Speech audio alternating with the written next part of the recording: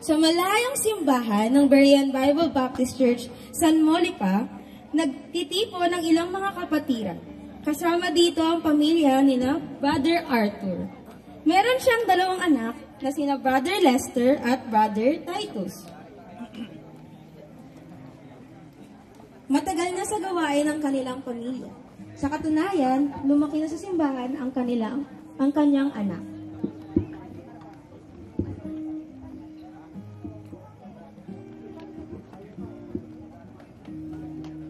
Magandang gabi po, Pastor. Magandang gabi rin naman. Mabuti naman at naka-attend kayo ng service ngayong linggo.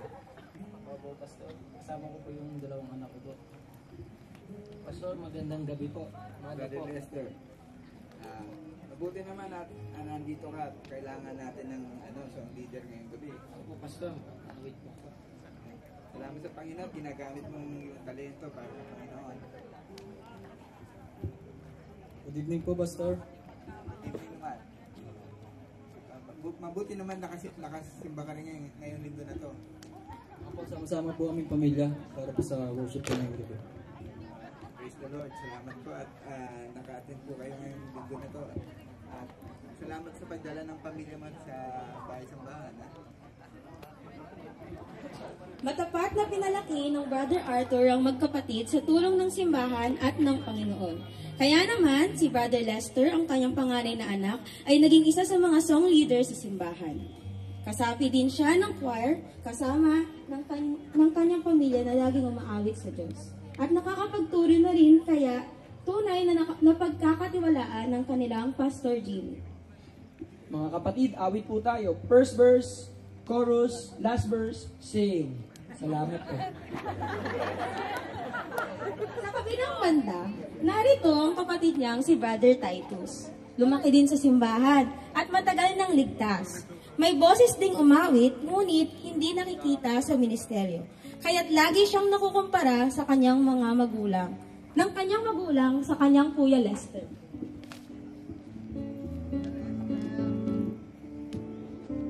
Tay Arthur, ayoko na magsimba. Anak, bakit ka ganyan? Ano nangyayari sa'yo? 2 linggo ka nang di nagsisimba. Kailangan mo na yung Panginoon. Lagi na lang si Kuya Lester ang paborito nyo. Kasi anak, siya yung malapit sa Panginoon. Lagi mo kasi nilungan yung barkada mo. Puro kayo ML. Hindi ML, PUBG kasi nilalaro ko eh.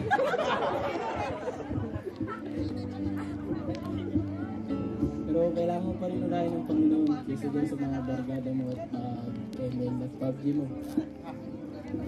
Sige po, Tatay Arthur. Tayo po yung mag-usap na lang po at panalangin po natin sa ating Panginoon.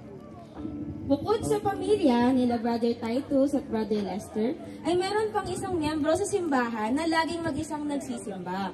Siya ay si Sister Grace. Siya ang kauna-unahang naligtas sa kanilang pamilya at nagpapatuloy sa kabila ng pagsalungat ng kanyang mga magulang sa kanyang pananampalataya. Sige ladies ha, yung reading assignment nyo is yung Psalms chapter 145. So aralin natin yan next week ha, okay? Opo. Okay po. Sige, magpapaalam muna ako kay Pastor ha. Salamat sa inyo.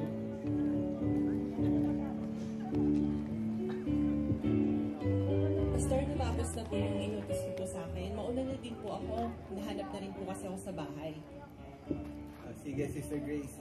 Maraming salamat sa pag-lead mo sa mga young ladies natin. Ha? Sige, umuwi ka na at baka hinahanap ka na ng magulang.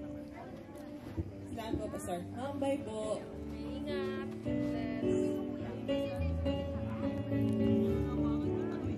Tay, magandang gabi po.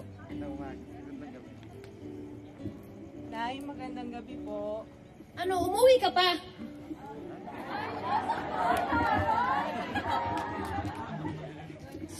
Simba ka ng simba, tamad ka naman. Sorry po, Nay. Sige po. Ako na lang po maghuhugas. Ang daming labahin, ang daming linisin diyang plato. Ikaw maglinis lahat, ha? Opo, Nay. Sige po. Opo, ako na po maghuhugas. Magpahinga na po kayo.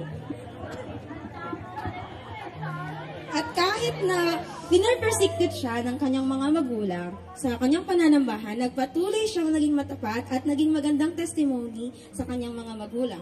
Kaya naman, kita ang suporta ng kanilang pastor kay Sister Grace. Isang araw, tila humantong sa dulo ang pagtatalo sa pamilya nila Brother Titus.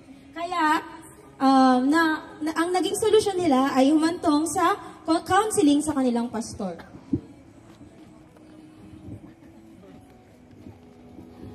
Pastor, magandang gabi po. Kasama ko po ulit ang mga anak ko. Mapapagdilang gift ko sa inyo.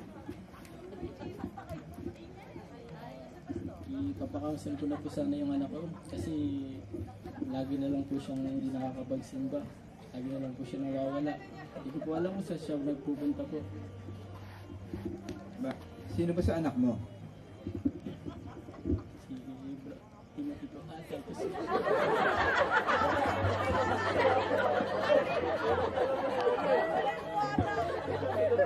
Kapatid na Titus, ipapakounsel ka daw sa akin ng tatay mo. Okay lang ba sa'yo? Magka-counseling tayo, halika dito. Kapatid na Titus, ano ba ang problema? Bakit hindi ka nakakapagsimba? Pasensya na po, Pastor, dahil marami pong ginagawa po sa trabaho. Nag-overtime po minsan. Kapatid na Titus, alam mo naman na ang pagsisimba ay utos sa atin ng Panginoon na kailangan na wag mong kakaligtaan ang araw ng Panginoon at ang pagtitipon natin. Opo, Pastor. At maraming salamat at na uunawaan mo yan at alam mo rin naman na ang iyong ama ay regular na member natin na uma-attend ng service at ang iyong kapatid ay ating song leader at preacher din dito sa church. Brad, gusto ko lang ipaliwanag sa iyo na kasi nababalitaan ko na mukhang nagseselos ka sa kapatid mo dahil siyang nakakakuha ng atensyon ng magulang mo dahil sa kanyang faithfulness sa pagsisilbi sa Panginoon. Hindi yun isang bagay na dapat mong ikaselos sa kapatid mo dahil naglilingkod lang siya sa Panginoon. Mentos magselos ka, maglingkod ka rin sa Panginoon. At gamitin mo rin yung iyong talento at ang panahon mo para sa Panginoon. Para hindi masayang yan. Kasi binibigyan tayo ng panahon ng Diyos, binibigyan tayo ng time ng Panginoon para magkaroon tayo ng chance na makapag-silbi sa Kanya.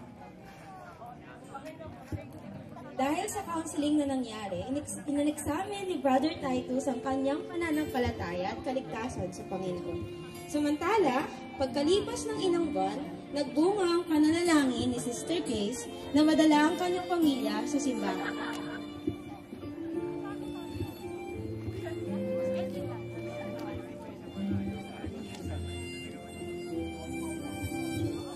Nay, Tay, mag-anniversary po kasi ngayon yung church. Pwede ko po ba kayong maimbitahan para maging bisita ko po? Makakakain ba ako doon? Opo, Nay. Espesyal po kaya yung mga handa namin kapag anniversary. Meron po kaming lechon, meron po kaming pansit, meron po kaming puto at iba pa. O sige, sasama ako. Para mas lalo akong tumaba pala doon. Kayo po, Tay. Sasama na kami. Talaga po, thank you Lord. Answer prayer po ako na makakasama ko na po kayo sa church. Sa naging presentasyon ng aming grupo, si Brother Titus ang halimbawa ng servant na hindi naging matapat at mabuti. Kaya naman, sa dulo ng kwento, napagtanto niyang hindi siya tunay na Kristiyano. Habang sina Brother Lester at Sister Grace ang naging magandang representation ng isang good and faithful servant. Kaya't natagpuan nila ang awa sa mata ng Panginoon at nadala nila ang kanilang pamilya sa Kanya. Maraming salamat po.